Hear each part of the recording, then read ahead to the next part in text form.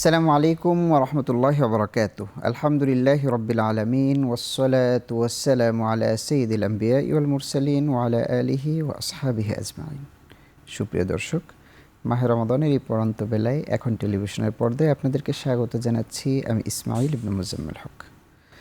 Farm fresh নিবেদিত সংযমের অর্থনীতি, আমাদের সহ পৃষ্ঠপোষকতায় রয়েছে ইজি ফ্যাশন লিমিটেড। ইফতারের পূর্ব সময়টি আল্লাহ সুবহানাহু ওয়া তাআলার কাছে দোয়া কবুলের সময়। আমরা এই পবিত্র সময়টি আল্লাহর বাণী, তার রাসূল সাল্লাল্লাহু আলাইহি সাল্লামের সুন্নাহ এবং আমাদের সার্বিক জীবনে ইসলামের গুরুত্ব, ইসলামের দিক নির্দেশনা, সংযমের এই মাসে জীবনের প্রত্যেকটি ক্ষেত্রে আমরা কিভাবে সংযমী হতে পারি সেই বিষয়গুলোকে সামনে রেখে আমাদের এই আয়োজন। পরিচয় করিয়ে দিচ্ছি, আমাদের স্টুডিওতে রয়েছেন আজকে বিশিষ্ট ইসলামিক স্কলার, মিডিয়া ব্যক্তিত্ব ডক্টর মাহমুদুল হাসান। আসসালামু আলাইকুম রহমতুল্লাহি ওবরাকাতুহু। ওয়ালাইকুম আসসালাম রহমতুল্লাহ। শাহেক, আপনাকে স্বাগত জানাচ্ছি আমাদের স্টুডিওতে। অনেক ধন্যবাদ আপনাকে। বারাকাল্লাহু ফিক। দর্শক, আমাদের সাথে একজন অনলাইনের মাধ্যমে যুক্ত হয়েছেন সৌদি আরব মদিনা ইসলামী বিশ্ববিদ্যালয় থেকে। পরিচয় করিয়ে দিচ্ছি, আমাদের সাথে রয়েছেন আবু বকর আল মারুফ। আসসালামু আলাইকুম রহমতুল্লাহি ওয়া বারাকাতুহু। ওয়ালাইকুম আসসালাম রহমতুল্লাহ। মোহতারাম, আপনাকেও স্বাগত জানাচ্ছি পবিত্র ভূমি মদিনা আল মুনাওয়ারা থেকে আপনারা আমাদের সাথে শরীক হওয়ার জন্য। আহসানুল্লাহ আলাইকুম। আমরা আজকের বিষয়টি দর্শকদেরকে জানিয়ে শায়েখের কাছে আসতে চাচ্ছি। আজকে আমরা যে বিষয়টি দর্শকদের উপহার দিব, ইসলামী অর্থনীতির সোনালী যুগ। শায়েখ, অষ্টম থেকে ত্রয়োদশ শতাব্দীর যে সময়টা ছিল, এই সময়টাকে ইসলামের ইতিহাসে সোনালী যুগ বলা হয়েছে। এই সোনালী যুগে মূলত ইসলামের ইতিহাসে বা মুসলমানদের জাতীয় জীবনে, আন্তর্জাতিক জীবনে জ্ঞান বিজ্ঞানের এমন কোনো শাখা ছিল না যেই শাখাটিতে নিয়ে মুসলমানরা জ্ঞান বিজ্ঞান চর্চা করে পৃথিবীতে তারা শ্রেষ্ঠত্ব অর্জন করেনি। আপনি মহাকাশ বিজ্ঞানের কথা বলবেন, আপনি মৃত্তিকা সায়েন্সের কথা বলবেন, আপনি থিওলজি বলবেন, আপনি যে কোনো বিষয়ের কথা বলেন না কেন, সকল দিক থেকে মুসলমানরা, আমরা জানি যে জাবের ইবনে হাইয়ান, আল ফারাবি, আল বাত্তানি, আল মাসুদি, আল কারখি, তাই না, সাদি, রুমি, জামি, পৃথিবীতে এই যে জ্ঞান বিজ্ঞান নিয়ে চর্চা করবার একটা সোনালী ইতিহাস আমাদের জীবনে রয়েছে। প্রিয় দর্শক, দুঃখ যে আমরা মুসলমানরা আমাদের সেই অতীত ইতিহাসকে আমরা ভুলে গিয়েছি। এই চর্চাটা মূলত হয়েছিল অষ্টম থেকে ত্রয়োদশ শতাব্দী পর্যন্ত। তো এটা তো আমরা দেখলাম যে জ্ঞান বিজ্ঞানে তারা সেখানে যেমন কেমিস্ট্রি নিয়ে গবেষণা করেছেন, ফিজিক্স নিয়ে গবেষণা করেছেন, তাই না, তারা মহাকাশ বিজ্ঞান নিয়ে গবেষণা করেছেন, ইতিহাস নিয়ে গবেষণা করেছেন।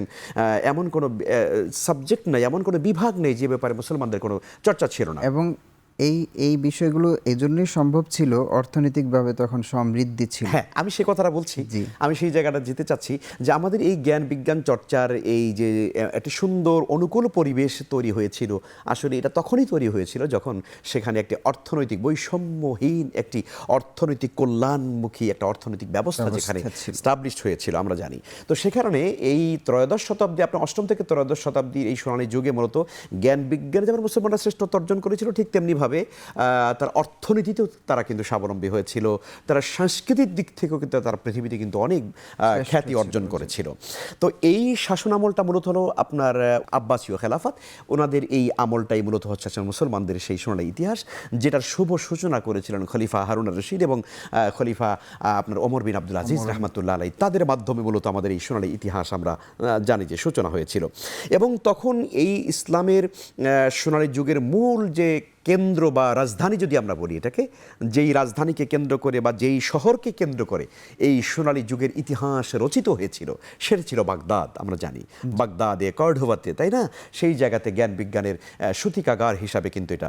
এবং মঙ্গোলীয়রা যতদিন পর্যন্ত আমাদের বাগদাদের উপর আক্রমণ করেনি, ততদিন পর্যন্ত আমাদের মুসলমানদের এই সোনালী ইতিহাস, জ্ঞান বিজ্ঞান, অর্থনীতি, সংস্কৃতি, সামাজিক দিক থেকে তারা কিন্তু পৃথিবীকে নেতৃত্ব দিয়ে তারা এসেছিল।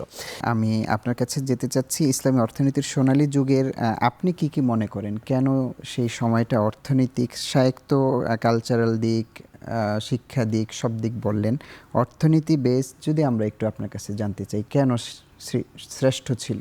জি, বিসমিল্লাহ, আলহামদুলিল্লাহ, ওয়াসসালাতু ওয়াসসালামু আলা রাসূলিল্লাহ ওয়া আলা আলিহি ওয়া সাহবিহি আজমাইন। আমরা যদি ইসলামী সভ্যতার ইতিহাসকে পর্যালোচনা করি, প্রায় 1200 বছর ধরে ইসলামী সভ্যতা পুরো দুনিয়াকে ন্যায়ভিত্তিক একটা শাসন ব্যবস্থা দিয়েছে। আল্লাহ রাসূল সাল্লাল্লাহু আলাইহি সাল্লাম ইসলামকে যখন করেছিলেন, ঠিক তখন এই অর্থনীতিতে রাসূল করিম সাল্লাল্লাহু আলাইহি সাল্লাম কালজয়ী কিছু পদক্ষেপ নিয়েছিলেন। তার মধ্যে অন্যতম হচ্ছে যাকাত ব্যবস্থাপনা। ইসলামের তৃতীয় স্তম্ভ আমরা জানি জাকাত।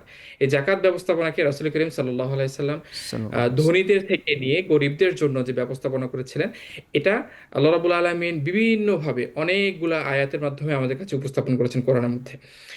সেম ভাবে অন্যতম আরেকটা কালজয়ী পদক্ষেপ ছিল হচ্ছে সাদাকা। আল্লাহ তাআলা বলছেন ইন্নাল্লাহা আশতারা সাদাকা। মিনাল মুমিনিনা ওয়া আমওয়ালাহুম বিআন্না লাহুমুল জান্নাহ। আমরা জানি তাবুক অভিযানের সময় রাসূল করিম সাল্লাল্লাহু আলাইহি সাল্লাম সাল্লাল্লাহু আলাইহি যেভাবে দান সদাকার জন্য বলেছিলেন, হযরত আবু বকর রাদিয়াল্লাহু তাআলা সমস্ত সম্পত্তির মধ্যে যতটুকু বাকি ছিল সম্পূর্ণটুকুই সদাকা হিসেবে দিয়ে দিয়েছিলেন।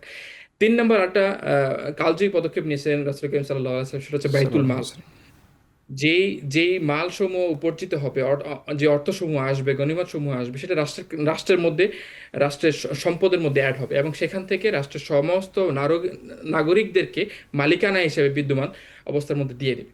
৪ নম্বর একটা বিষয় ছিল আল্লাহ রাব্বুল আলামিন ব্যবসাকে হালাল করেছেন, সুদকে হারাম করেছেন। আল্লাহ তাআলা বলেছেন হালাল্লাহুল বাই'a ওয়া হারামার রিবা, যে আমি ব্যবসাকে হালাল করেছি এবং সুদকে হারাম হারাম করেছি। করেছে। রাসূল করিম সাল্লাল্লাহু আলাইহি সাল্লাম সাল্লাল্লাহু এর আলাইহি সাথে ওয়াসাল্লাম। আরো কিছু কিছু ফুরুআত, কিছু দাফতারিক বিষয়গুলো রেখেছেন, যেমন হচ্ছে উত্তরাধিকার সম্পত্তি, শ্রমনীতি, বন্টন নীতি। আল্লাহ রাসূল সাল্লাল্লাহু আলাইহি ওয়াসাল্লাম বলেছেন আল কাসিবু হাবিবুল্লাহ, সহজতে যে উপার্জন করে সে আল্লাহর বন্ধু, সে আল্লাহর বন্ধু। এই যে একটা কালজয়ী পদক্ষেপের মধ্যে অন্যতম একটা পদক্ষেপ হচ্ছে আপনি নিজে নিজে হাতে উপার্জন করবেন এবং এই উপার্জনকে যেন হচ্ছে জারি রাখা যায় সেভাবে রাসূল করিম সাল্লাল্লাহু আলাইহি ওয়াসাল্লাম নিজেই সাল্লাল্লাহু উদ্বুদ্ধ আলাইহি ওয়াসাল্লাম। করেছেন। ঠিক। জি, আমাদের জি। একটু বিরতির সময় হয়েছে। আমরা আবারও আপনার কাছে আসবো, আমাদের সাথেই থাকুন। দর্শক শুনছিলেন মদিনা বিশ্ববিদ্যালয় থেকে আমাদের সম্মানিত একজন অতিথি অনলাইনে আমাদের সাথে শরিক হয়েছিলেন। আমাদের স্টুডিওতে রয়েছেন একজন দেশবরেণ্য ইসলামিক স্কলার। আমরা আসবো, সময় হলো ছোট্ট একটি বিরতির, আমাদের সাথেই থাকুন। পবিত্র এই সময়টি তাসবিহ ও তাহলিলের মাধ্যমে। আল্লাহুম্মা সাল্লি ওয়া সাল্লিম ওয়া বারিক আলাইহি।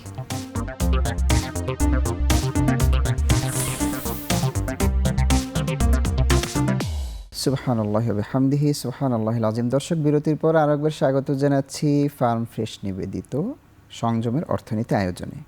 অনুষ্ঠানটির সহ পৃষ্ঠপোষকতায় রয়েছে ইজি ফ্যাশন লিমিটেড। দর্শক, আমরা আজকে আলোচনা করছিলাম ইসলামী অর্থনীতির সোনালী যুগ, আমাদের সোনালী ইতিহাস। আমাদের সাথে দুজন সম্মানিত অতিথি, একজন অনলাইনের মাধ্যমে দেশের বাইরে থেকে যুক্ত হয়েছেন, আরেকজন রয়েছেন আমাদের স্টুডিওতে দেশের বিশিষ্ট ইসলামিক স্কলার মুহাদ্দিস মাহমুদুল হাসান। শেখ বিরতির পূর্বে আমরা আপনার কাছে শুনছিলাম সোনালী যুগের নির্দিষ্ট কিছু সেক্টর আপনি তুলে ধরেছেন। আমরা এর পরের বিষয়গুলোতে আপনার কাছে। জি, অনেক ধন্যবাদ। আসলে মূলত মুসলমানদের জীবনে এই যে অর্থনৈতিক সোনালী অধ্যায়টা রচনা করবার যে সুযোগ তৈরি হয়েছিল যতগুলো কারণে, তার মধ্যে অন্যতম একটি কারণ ছিল যেটি আমাদের শেখ আবু বকর তিনি বলেছেন যে সুদ হারাম, এটি তারা স্টাবলিশ করতে পেরেছিলেন। কারণ আমরা জানি সুদের কারণে সমাজের একটা শ্রেণীর মানুষ তারা বৈষম্যের শিকার হয় প্রচণ্ডভাবে। আমরা জানি দরিদ্র সে আরও দরিদ্র হয়, দারিদ্র্যের কষাঘাতে সে আরও জর্জরিত হয়ে যায়, আর যারা বিত্তশালী, যারা সুদ গ্রহণ করে তারা কিন্তু আরও বিত্তশালী হয় বা তারা আরও সম্পদশালী হওয়ার চেষ্টা করে। মূলত সম্পদশালী হয় না। অবশ্য আল্লাহ সুবহানাহু ওয়া তাআলা কোরআনে কারীমে বলছেন ইয়ামহাকুল্লাহু রিবা ওয়া ইউরবিস সাদাকাত, আল্লাহ তাআলা রিবাকে ধ্বংস করে দেন, আল্লাহ রাব্বুল আলামিন সুদকে ধ্বংস করে দেন আর তিনি সাদাকাকে বৃদ্ধি করে দেন। ফলে যারা সুদ গ্রহণ করে তারা মনে করবার কোনো কারণ নেই যে সুদের কারণে সে লাভবান হয়েছে। তো এই যে সুদকে চিরতরে হারাম করা এবং এটি সমাজের ভিতরে, রাষ্ট্রের ভিতরে এস্টাবলিশ করবার কারণে সেই সময় আমরা জানি যে অর্থনৈতিক যে বৈষম্যটা সমাজে তৈরি হয়, সেই বৈষম্য থেকে ওই জাতিকে, মুসলিমদেরকে তখন কিন্তু মুক্ত করা সম্ভব হয়েছিল।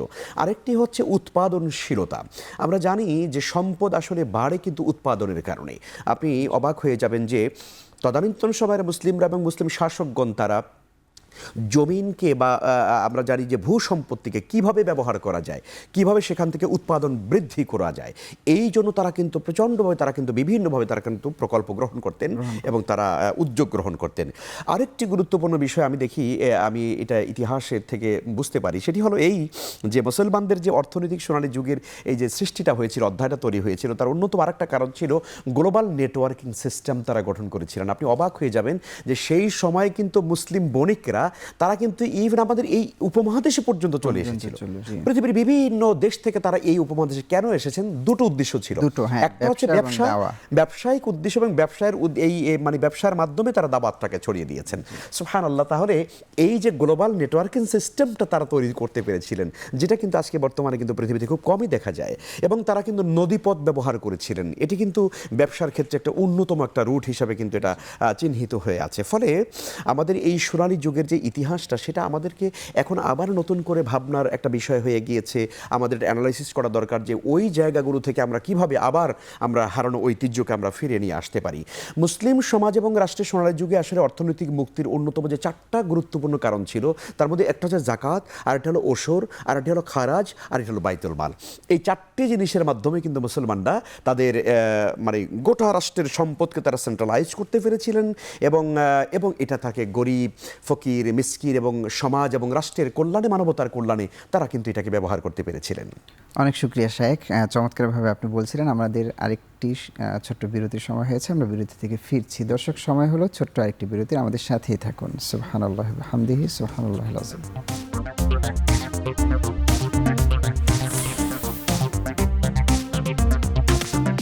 আল্লাহুম্মা সাল্লি ওয়া সাল্লিম ওয়া বারিক আলাইহি। দর্শক, বিরতির পর আরও একবার স্বাগত জানাচ্ছি ফার্ম ফ্রেশ নিবেদিত সংযমের অর্থনীতি আয়োজনে।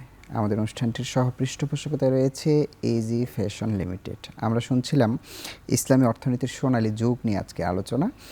আমরা এবার স্টুডিওতে সম্মানিত শায়েখ রয়েছেন, শায়েখের অনুমতিক্রমে আমরা যেতে চাচ্ছি একটু আমাদের অনলাইনে সংযুক্ত রয়েছেন মদিনা ইসলামী বিশ্ববিদ্যালয় থেকে মোহতারাম আবু বকর মারুফ ভাই।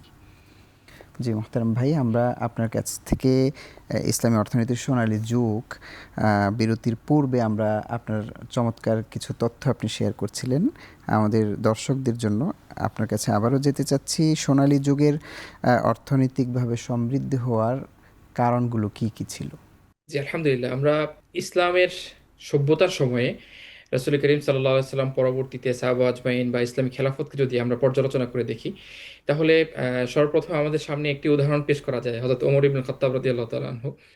দুর্ভিক্ষের সময়, যেমন হচ্ছে আমরা যতটুকু জানি যে আমু রামাদার সময় দুর্ভিক্ষ চলতেছিল ইসলামী পুরো সালতানাতের মধ্যে। এবং হযরত ওমর রাদিয়াল্লাহু তাআলা আনহু তখন ঘি, মাংস খাওয়া অথবা হচ্ছে খুব ভারী যে খাবারগুলো আছে, যেগুলো কিনতে খুব এক্সপেন্সিভ খাবার আমরা যেটা বলি, জি তিনি সেই খাবারগুলোকে বর্জন করলেন, খাবার দাওয়া অফ করে দিলেন। সাধারণ মানুষ যেটা খেতে পারছে না, শাসকরা সেটা ভোগ করবে না। দ্যাট মিনস এটা বোঝাচ্ছে যে সংযম শুধুমাত্র কোনো ব্যক্তিগত কোনো ইবাদত নয়, এটা একটা ন্যায়বোধেরও কোনো প্রকাশ। এবং জি শাসক যখন সংযম অবস্থা হবে, ঠিক সেম অবস্থা অর্থনৈতিকভাবে স্থিতিশীলতা আনবে। আমরা যদি আরেকটু দেখি যে হচ্ছে ওমর ইবনে আব্দুল আজিজের সময়ে তিনি হচ্ছে যখন ক্ষমতায় আসলেন, তখন পারিবারিকভাবে তার সমস্ত রাজ পরিবারের অপ্রয়োজনীয় যত ভাতা ছিল সব ভাতা তিনি অফ করে দিলেন, এবং এর সাথে সাথে জাকাত ভিত্তিক ব্যবস্থাপনা তিনি রাষ্ট্রের মধ্যে বন্টন করে দিলেন। ইভেন আমরা যদি হচ্ছে উসমানীয় সালতানাতের সময় দেখি যে হচ্ছে উসমানীয় সময়ে ওয়াকফের মাধ্যমে জি গরিবদেরকে সুপ দেয়া হতো, বিনামূল্যে জি চিকিৎসা দেয়া হতো। আপনাকে অনেক ধন্যবাদ জানিয়ে আজকে বিদায় নিচ্ছি। আহসানুল্লাহ ইলাইকুম ওয়া জাযাকুমুল্লাহু খাইরান। শুকরান, বারাকাল্লাহ ফিক। সম্মানিত শায়েখ, একেবারে শেষ আপনার পক্ষ থেকে সংক্ষিপ্তভাবে আমাদের দর্শকদের জন্য শেষ একটি পয়েন্ট যদি শেয়ার করতে চান। জি, অনেক ধন্যবাদ। আসলে ইসলামের সোনালী যুগের যেই অর্থনৈতিক যে মুক্তির নিদর্শনটা আমরা দেখতে পাই বা সোনালী ইতিহাসটা আমরা দেখতে পাই, সেটার মূল বুনিয়াদ আমি কোরআনে কারিমের একটি আয়াতে কারিমা থেকে আমি দর্শকদের কাছে মেসেজ দিতে চাই। আল্লাহ সুবহানাহু ওয়া তাআলা কোরআনে কারিমে ইরশাদ করেছেন, ইন্নাল্লাহা ইয়া'মুরু বিল আদলি ওয়াল ইহসান ওয়া ইতাই যিল কুরবা ওয়া ইয়ানহা আনিল ফাহশাই ওয়াল মুনকারি ওয়াল বাগি ইয়া'iদুকুম লাআল্লাকুম তাযাক্কারুন। এই আয়াতে কারিমার ভিতরে আল্লাহ তাআলা প্রথম বলছেন যে তোমাদেরকে আল্লাহ তাআলা নির্দেশ দিচ্ছেন বিল আদল, তোমরা ইনসাফ করবে। তার মানে হচ্ছে অর্থনৈতিক মুক্তি তখনই সম্ভব যখন অর্থনীতির ভিতরে ইনসাফ থাকে, জি যখন জুলুম থাকবে না, যখন কোনো মানে পার্শিয়ালিটি থাকবে না, এগুলো যখন থাকবে না তখন অর্থনৈতিক মুক্তি হবে। আর একটা কি, ইয়া'মুরু বিল আদলি ওয়াল ইহসান, আর যখন ইহসান করা হবে যাকাতের মাধ্যমে, তাই না, আমরা জানি সাদাকার মাধ্যমে, তারপরে খারাজ ইত্যাদি, অর্থাৎ একটি মুসলিম রাষ্ট্রের কোষাগারে যত সম্পদ এখানে আসে, এই সম্পদগুলোর মাধ্যমে সমাজের দরিদ্র এবং অসহায় মানুষের প্রতি ইহসান বা দয়া করা হয়ে থাকে, এটি একটি গুরুত্বপূর্ণ ব্যাপার। আর আল্লাহ রাব্বুল আলামিন এরপরে বলছেন ক ইতাইদিল কুরবা ওয়া ইয়ানহানিল ফাহশাই ওয়াল মুনকারি ওয়াল বাগি। আল্লাহ বলছেন যে এরপরে তোমরা তোমাদের নিকট আত্মীয় যারা আছে তাদের পাওনা যেটা আছে, তাদের হক যেটা আছে, এটা তাদের কাছে পৌঁছে দিতে হবে। অনেক শুকরিয়া শেখ, আমরা চমৎকার আলোচনা আপনাদের দুজনের মাধ্যমে আমাদের দর্শকদের উপহার দিলাম। আসলে আমাদের ইফতার পূর্বে সংক্ষিপ্ত সময়টি আমাদের এক একটি বিষয় এরকমভাবে নেয়া যে হক আদায় হয় না, আরও অনেক বিষয় বাকি থাকে, সেজন্য আমরা সামনেও কোনো পর্বে একই বিষয়ের উপর আলোচনা করার চেষ্টা করব। শুকরান, জাযাকাল্লাহ। দর্শক, একেবারে শেষ পর্যায়ে এসে একটি বাক্য শুধু আমি অ্যাড করে বিদায় নিব। ইসলামের ইতিহাসের সোনালী যুগগুলো আমরা শুনছিলাম, ওই সময় এরকম ছিল জাকাত কে নিবে, জাকাত কে নিবে, আমরা বলতে পারি মাইকিং হয় আজকে আমাদের সমাজে, ওই সময় এরকম উচ্চ কণ্ঠে ঘোষণা হতো জাকাত কার প্রয়োজন, কার প্রয়োজন। সুবহানাল্লাহ। অর্থনৈতিক সমৃদ্ধি কোন পর্যায়ে থাকলে এই পৃথিবীর ইতিহাসে জাকাত একটি দান, মানে সম্পদের অতিরিক্ত অর্থ দিয়ে দিবে, তার জন্য ঘোষণা দিয়ে লোক পাওয়া যেত না। সুবহানাল্লাহ। আল্লাহ তাআলা আমাদেরকে ইসলামী অর্থনীতির যেই রোল মডেল রয়েছে সেটার মাধ্যমে আমাদের অর্থনৈতিক জীবনকে অতিবাহিত করার তৌফিক দান করুন। বিদায় নিচ্ছি, দেখা হবে আগামী দিন একই সময়ে একই চ্যানেলে। আসসালামু আলাইকুম ওয়া রাহমাতুল্লাহি ওয়া বারাকাতুহু।